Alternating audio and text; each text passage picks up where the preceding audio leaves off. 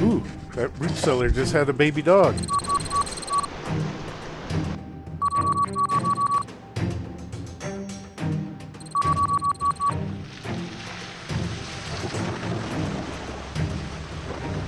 How could Western Outlaws take over an entire ranch from an iron-willed doctor? Join me as I show you this isolated ranch and do a deep dive into who these people were. So we're back in Browns Park. It's the middle of February, but it is a beautiful day out. It's got to be at least 50 degrees. There's no wind, blue skies with big puffy white clouds. Couldn't ask for a better day.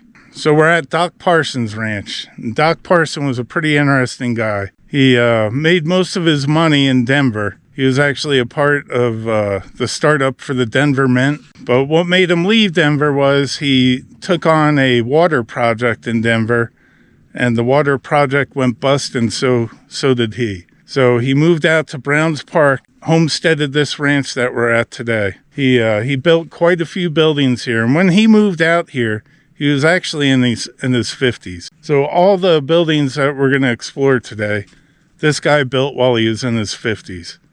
And I'm in my 50s, and I'll tell you, I don't know that I could do what he did. He's a pretty incredible guy. Doc Parson was a practicing physician, and he actually delivered Ann Bassett, which I think is pretty neat. Ann Bassett was quite a figure in this area. She was a bit of a rebel and took on the cattle baron and won, which is, I love that. I think that's awesome. But anyway, let's check out some buildings. Doc Parson was born in 1818. He passed away in 1881 at the age of 63. So most of these buildings would have been built somewhere in probably around the 1870s. The quality of the construction speaks for itself because they're still standing. It was these very buildings that the Outlaws took over. How'd they take them over? Well, hold on. I'll get to that. So this would have been a root cellar where they stored their meat and other products that they needed to stay cool. It's a remarkable build here, too, because, the roof of this thing has had dirt on it for over 100 years now, and the roof is still up. It's really amazing how well they built stuff. So right here is a big pack rat nest. And the strange thing with pack rats is they always bring in pokey stuff. Like right here is a whole bunch of cactus in it. My guess is the reason why they like bringing in pokey stuff is to keep predators out. But pretty neat how there's still shelving in here. I can picture back in the day these shelves would have just been full of canning goods. You can actually see a bottom shelf right there. Some shelving there. Shelving here. And looking at this, there's no shelving right in this area, but you do have this piece of wood here, and I wouldn't doubt that they probably hung up dry meat here. I don't know that they would have smoked anything in here, although you can see that there was some sort of vent on top of it, so I don't know, maybe they did smoke meat in here. They did a very robust construction on this, though. Leave me a comment on that, because I really don't know if they'd smoke meat in a cellar like this. So I mentioned that Doc Parson had a part in starting the Denver Mint. One of the things he was definitely into was blacksmithing. And he also had a smelter somewhere on this property. In the hills surrounding this area, there's actually quite a bit of copper. It's not being mined anymore today, but I've actually found the adits where there used to be copper mines. And so one of the things he did was he operated a mine. I believe he had people working it for him, but he would operate the mine and then refine the ore here on this property. It was actually across the river that he refined the ore. And I'm pretty sure I found where that was at. There's remains of it all over the ground, like burnt pieces of slag. Yeah, I would guess right here was probably where the smelter was. This is all definitely burnt material and stuff like that on the ground over there. And there's still the remains of the shop that he had over there. But I've been told that this was actually his blacksmith shop. And over the years, people have found stuff like wagon wheels here. There's on this side over here, there's quite a few artifacts too. Another old wagon wheel. I think that this was probably part of a wagon here too. You can see where the axles would have gone through this piece of wood. You got something for cutting hay here, a blade for cutting hay. Let's go inside and check out the blacksmith shop. Whole bunch of different artifacts. It looks like it was probably some sort of lock. Maybe some tack for horses or cattle. An old hook. Not too sure what that would have been. It looks like a blade of some sort though. Some old axes. An old horseshoe. We'll leave it in the upright position. I've been told if you leave a horseshoe in the upright position, it'll bring you luck. This little box here on the ground, I don't know for sure, but that may be an air intake for his furnace. I just think it's so neat that he built all this stuff pretty much by himself at that age, at the age of 50 plus years old. And not only did he build it so well that it's still standing.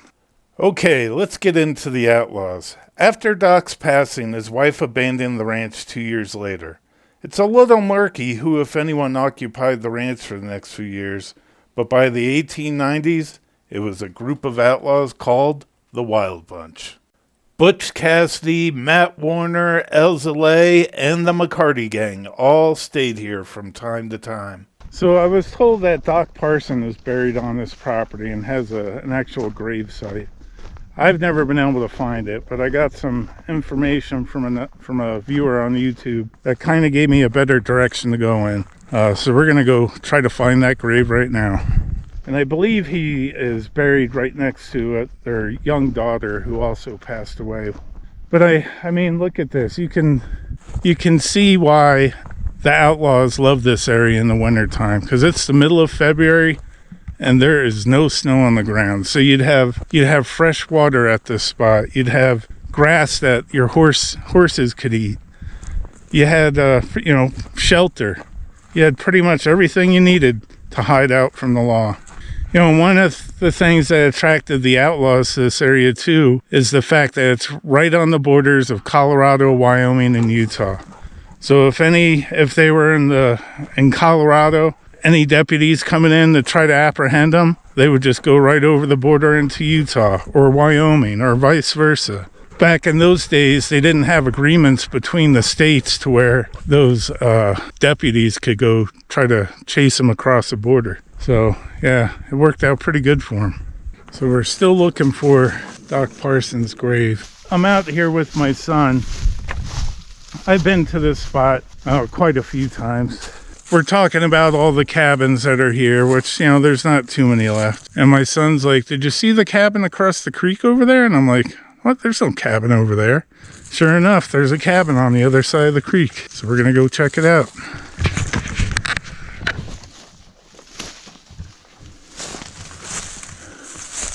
There's probably a porch right here. You can see the door in there. I love this window. Wow, that's pretty cool. Let's go around the other side and have a better look. Let's try to go around this side.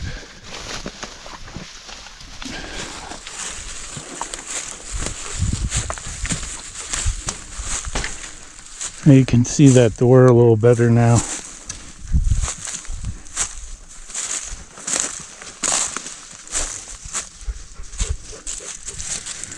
Got the roof. This would have been a sod roof, but all the dirt's gone now.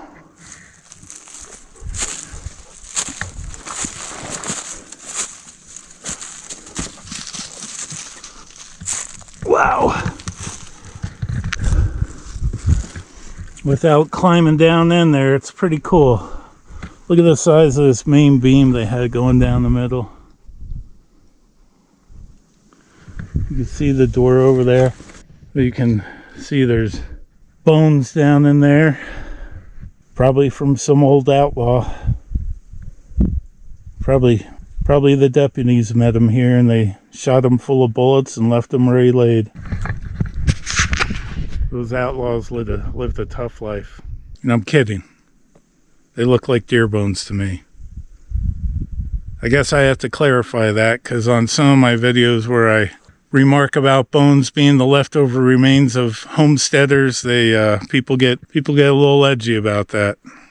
I'm just kidding. I guess I have a weird sense of humor. I find it funny. You would have had a lot of shade right here, so I bet you this would have been a nice cabin to stay in. And I think it's a cabin because of the window. You know, normally when stuff is built into a hill like this, a lot of times it is just a root cellar, but this one I think is a cabin. I wonder what other secrets lie around here. I mean, honestly, I've been to the spot so many times and I never saw this cabin.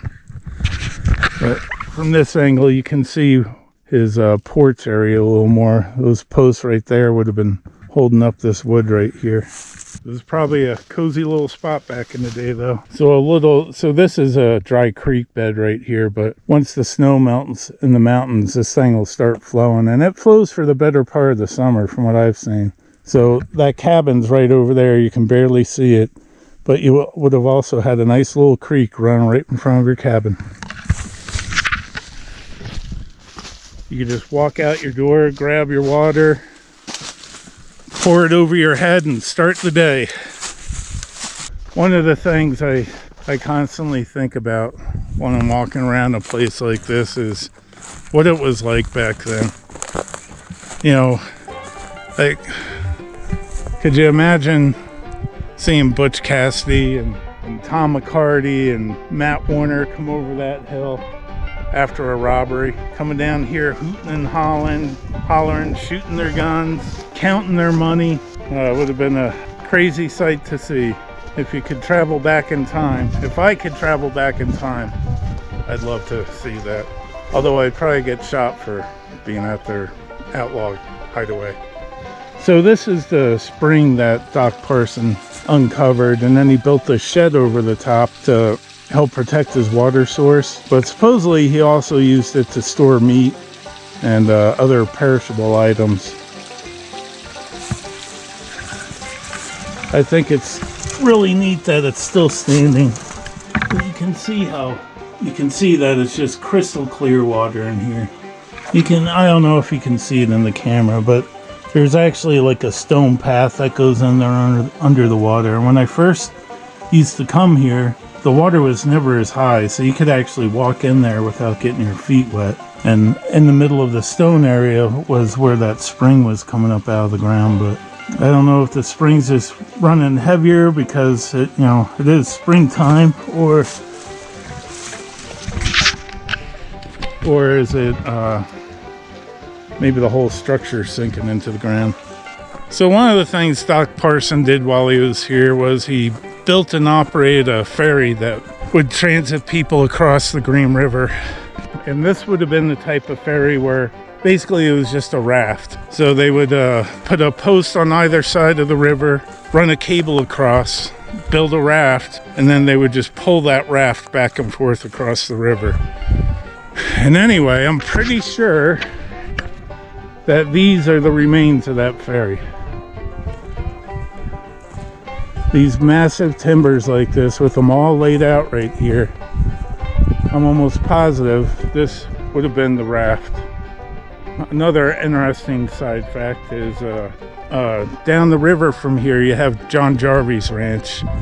John Jarvie was another very interesting guy, but he operated a store further upriver, and it was actually Doc Parson that helped him build the ferry that he had over there. And when you go over there onto John Jarvie's old property, which is now a museum, you can actually see parts of the raft, and basically it's an identical setup to what I find here. So right here you can see this massive cable Oh, it's so heavy I can't even pull it out of the dirt. But anyway, you can see it's heading down towards the river.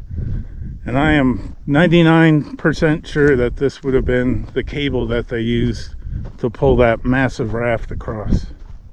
So another side note about this ferry, for a spell, the outlaw Matt Warner worked it for Doc Parson. There's several books about Matt Warner. I'll list them in the comments. A lot of them are out of print though, so they're extremely hard to get, and if you do find them, they're really expensive. But in his books, one of the things that Matt Warner always talked about was the need for money. Even his biggest bank robberies he made, even if he made $15,000, within months he'd be through that money. So I find it kind of funny that at one point he had to work here for Doc Parson to make some extra money working on his ferry. It's just crime doesn't pay. Don't do it. So you see this massive pole in the ground here, and directly across the river over there you can see another post, and I'm very sure that this is the exact location where they had that ferry. Again, over at Jarvie Ranch, which is up the river, the same exact setup as it. So we're over at John Jarvie's ranch now, and I just want to point out the same exact ferry system that was at Doc Parson's ranch. So if you look, you have the big posts in the ground, and over here on the ground are the same exact planks, same exact length even as the ones that are over at Doc Parson's ranch. History. I love it. Holy cow, I just found something on the ground. You're gonna love this. There's a horseshoe right there. That's awesome. Hold it up for good luck. I've been walking around all over this property trying to find Doc Parson's grave. I don't know why. I admire the guy, and I thought it would be nice to find his grave. I had a viewer tell me that it was kind of a little ways away from where all the buildings were, so I've been zigzagging back and forth all over the place. I think I probably walked by it at least 15 times. At least I think this is the grave. Tell me what you think. Right here, you can see it's raised, and there's a perfect outline of rocks. For some reason, when I was picturing the grave, I pictured a headstone and, something, a cross. Yeah, I think this is it right here. If that is it, I don't know where his daughter would be buried, because I've read in multiple publications that he was buried right next to his daughter. What do you think? Is that his grave? Kind of going with yes. It's the right size, right shape. It's a little raised, like somebody buried something there. There aren't too many people alive in this day and age that have the will and perseverance to achieve the things that Doc Parson achieved. So I was talking earlier about how neat it would be to go back in time and see Butch Cassidy and Matt Warner and the McCarty gang come over the hilltop, and I was talking about how you can almost feel their presence here. Well, as if on cue, a whole herd of horses just showed up.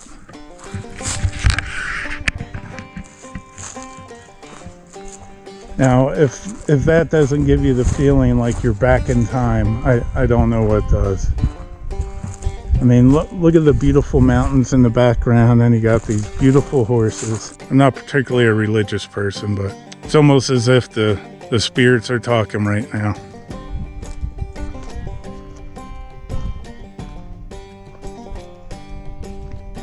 Are you going to be nice? Can I say hi to you?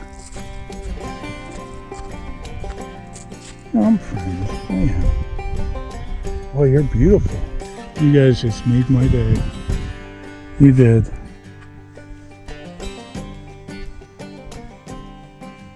You guys are healing my soul. Pretty special moment there. Coming to a place like this and then getting a reception from horses like that, does something for you. And I think that's a great way to do my outro. Really appreciate you guys watching. Make sure you subscribe and like the channel. And there's also a new button added on my channel. If you want to give a special thanks and support my channel, allow me to come out and bring you guys along with me to beautiful places like this, please hit that little heart button. Every little bit would help. Coming to places like this and buying the film equipment, it's not necessarily cheap. So show me some love. Thanks for watching.